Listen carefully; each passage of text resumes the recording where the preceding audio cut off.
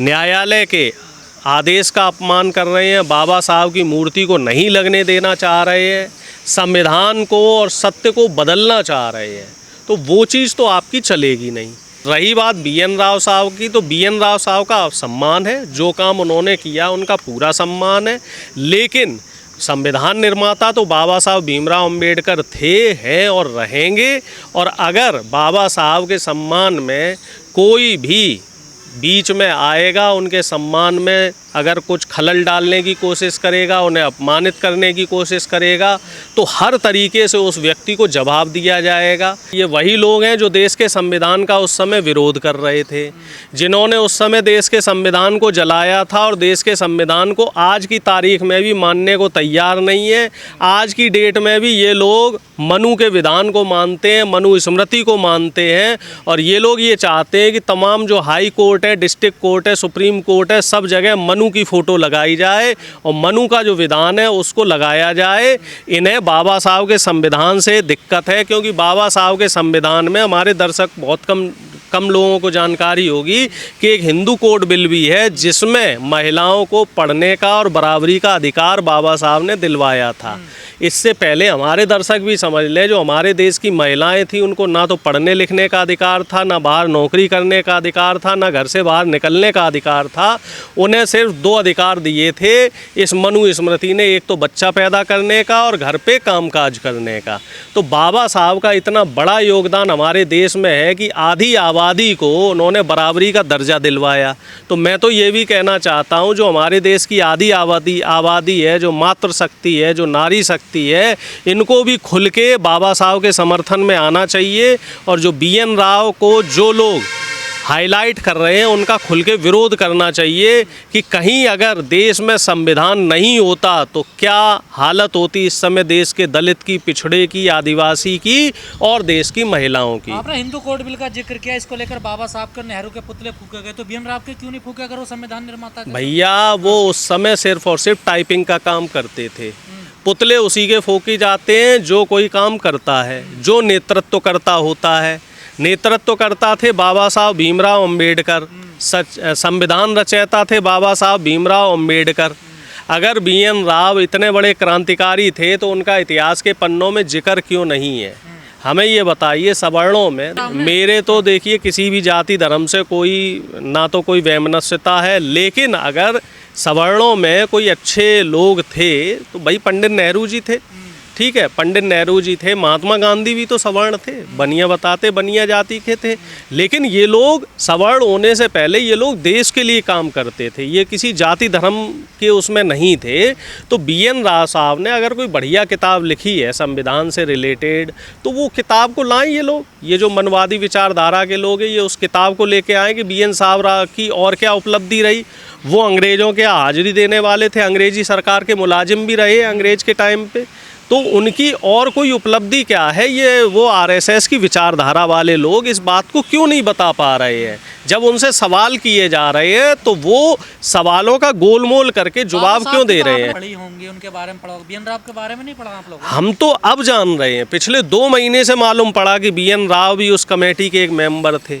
संविधान सभा में कुल 300 मेंबर थे, उसमें अलग अलग कमेटियां बनी हुई थी, 22 कमेटियां थी। तो अब आप बताइए, 22 कमेटी में से एक कमेटी थी जिसका काम था सिर्फ टाइपिंग करने का, जो ड्राफ्ट बन के आए उनको लिखने का और उनकी स्पेलिंग चेक करने का कि भाई सही लिखा है गलत लिखा, और उसको फाइनलाइज करने का काम किसका था? जो मेन लोग थे वहाँ पे।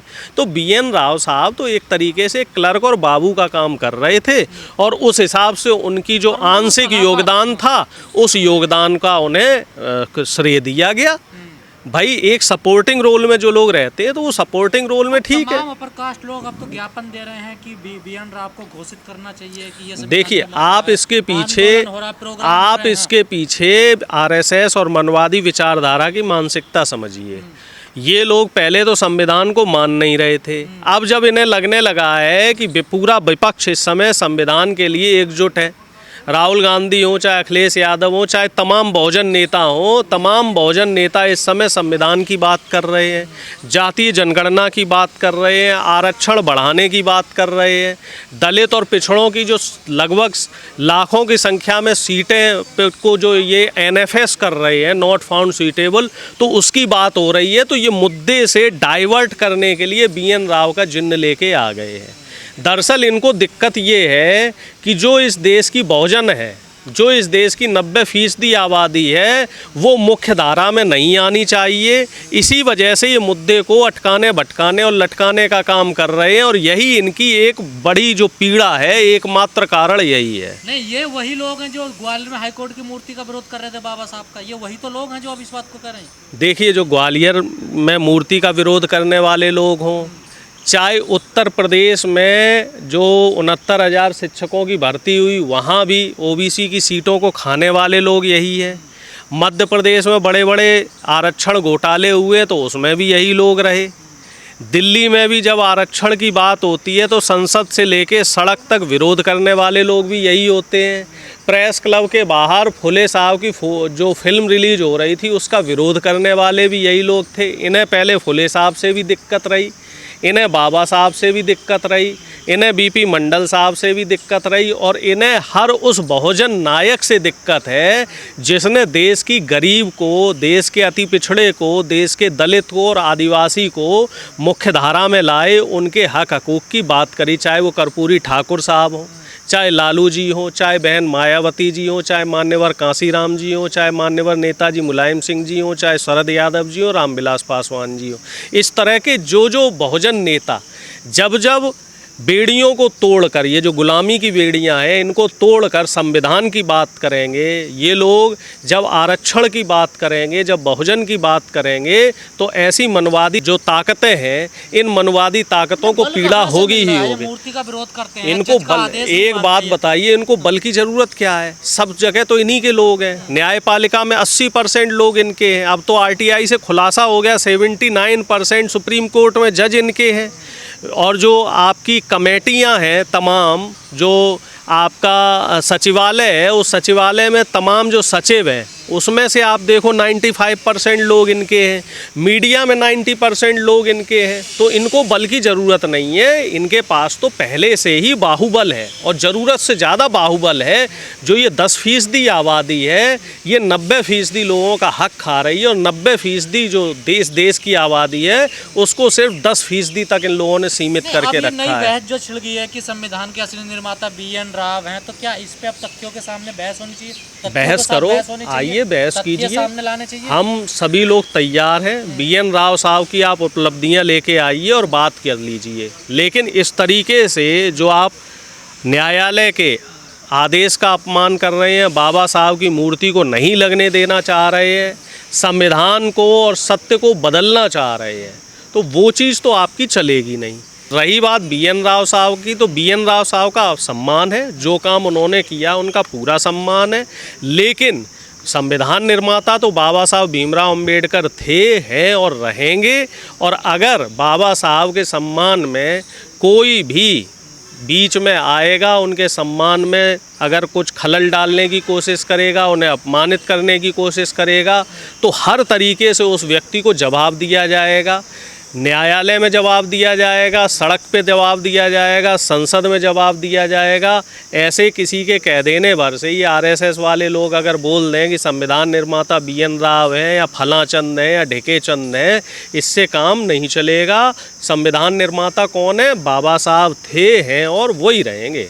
ये BN राव का नाम अभी चर्चा का विषय बना है, और वो भी इसलिए बना है कि 299 लोगों की एक कमेटी बनाई गई थी, जिसमें अलग अलग लोगों के अलग अलग तरह के रोल थे।